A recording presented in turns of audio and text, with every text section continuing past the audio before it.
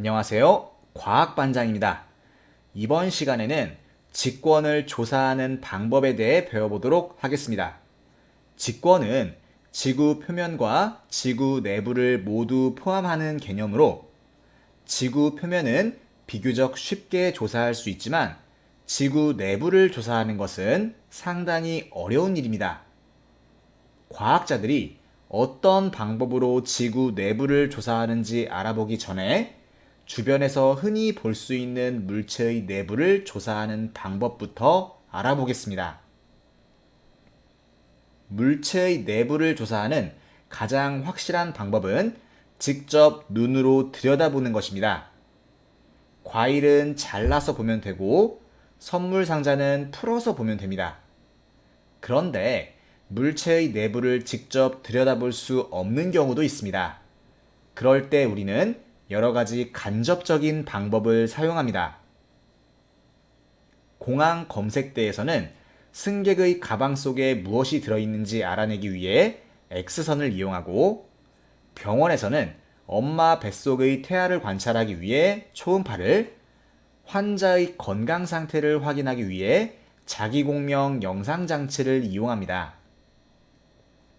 지구 내부를 조사할 때도 직접적인 방법과 간접적인 방법이 사용되는데요. 가장 확실한 방법은 땅속 깊숙이 구멍을 뚫고 들어가는 시추법입니다. 하지만 지구 내부는 깊이 들어가면 들어갈수록 온도와 압력이 높아지기 때문에 시추법으로는 한계가 있습니다. 사람이 가장 깊은 곳까지 뚫고 들어간 깊이는 12km이며 지구 반지름이 6,400km인 것을 생각하면 이는 사과의 껍질 부분을 바늘로 살짝 흠집낸 정도에 불과합니다.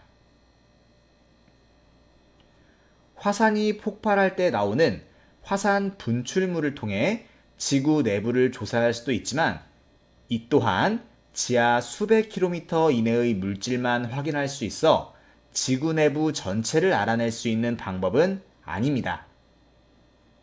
시추법과 화산 분출물 분석이 지구 표면 근처의 물질만 조사할 수 있다는 한계를 가지기 때문에 과학자들은 운석 연구나 지진파 분석 같은 간접적인 방법을 사용합니다.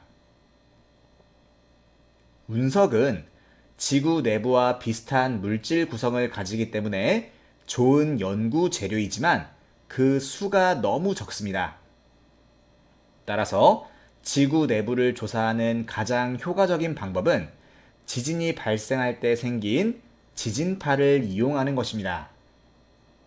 그림을 보시면 지구 표면에 관측자가 서 있습니다.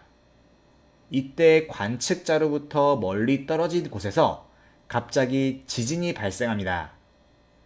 이때 생성된 지진파가 사방팔방으로 전달되고 결국 관측자가 서 있는 곳까지 도착하게 되는데요. 이 지진파는 지구 내부를 통과하여 들어왔기 때문에 지구 내부에 대한 많은 정보를 담고 있습니다. 그럼 지진파의 특성을 정리해 보겠습니다. 첫째, 지진파는 모든 방향으로 전달됩니다. 둘째, 지진파는 통과하는 물질에 따라 전달되는 빠르기가 다릅니다.